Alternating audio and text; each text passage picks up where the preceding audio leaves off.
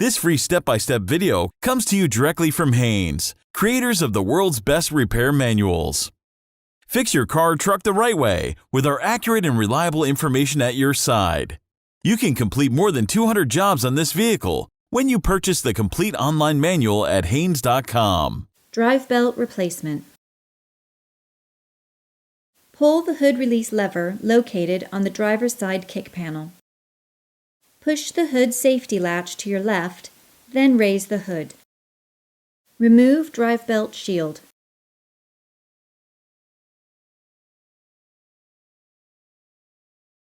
Using a socket and ratchet, rotate the tensioner clockwise, then slip the belt off of a pulley and slowly release the tensioner.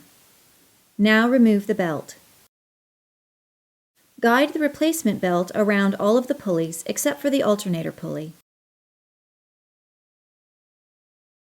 Rotate the tensioner clockwise again, far enough to gain enough slack to slip the belt over the alternator pulley.